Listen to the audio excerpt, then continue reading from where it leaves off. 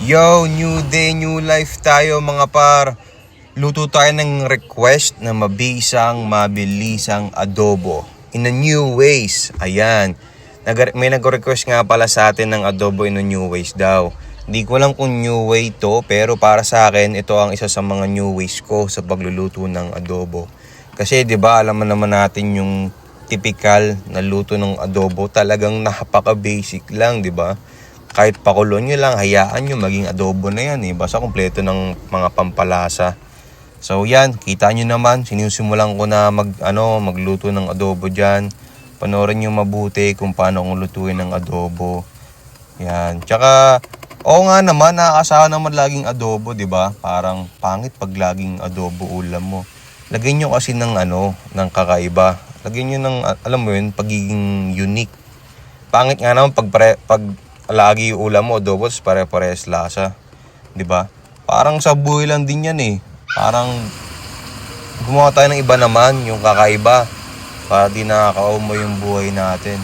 Parang alam mo 'yon, parang trabaho uwi, pangit nga naman ng ganun.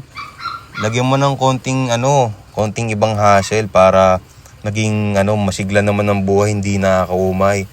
Di ko naman sinasabing pangit naman yung puro trabaho uwi lang ha. Sinasabi ko lang yung opinion ko sa, alam mo yun, pagiging lalagyan mo ng kakaibang style naman sa pagluluto. Sa pagluluto din yun. An example ko lang yun. Baka marami magsabi niyan, tangin ang pinagsasabi na itong hayop na to. Dahil mo na namang alam, boy. Ayan. Kaso minsan sa sobrang lupit natin, marami nang iinggit eh, di ba? Maraming humihila sa atin pababa, ayan, dahil sa inggit. Wala tayong magagawa. Ganito talaga ang buhay. Kaya ang gawin natin, deadman na lang siguro sa kanila. Tapos gawin natin yung ikakasaya natin at ikakabuhay natin.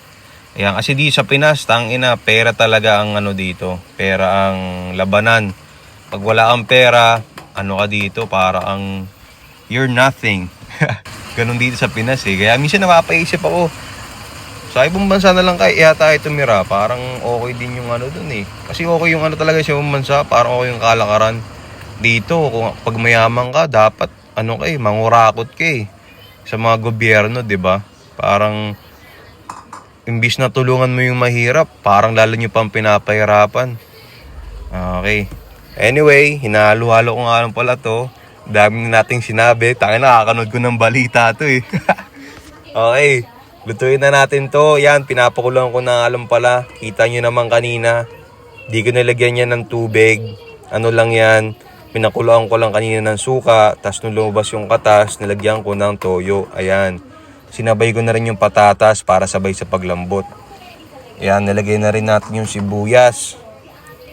Masarap kasi sa adobo yung maraming sibuyas. Alam nyo yan mga par, di ba? Solid sa adobo yan, sibuyas, yung makakain nyo pa pagkaluto, di ba? Di siya durog na durog. Ayan, halo-halo lang ulit. Kasi pag di nyo hinalo, masusunog yung ilalim niya. Kasi medyo malapot na siya, ayan no. Ayan. Okay. Tapos, sunod na lalagay natin dyan ay ito. Di ba? Coke. Nilagyan ko lang ng Coke, kala ko new way na, no? Wala eh. Para sa akin, new ways to eh. Noon na lang kayo dyan. Masarap to par, try nyo, promise, di kayo magsisisi. Solid to si Papa Aboy pagdating sa mga luto-luto. Kaya, ewan ko, ganyan talaga siguro pag Bicolano. Talagang masarap din talaga yung mga daming ring alam sa luto. Ayan. Tingnan mo naman paro, di ba? Lagkitan na adobo, sarap niyan.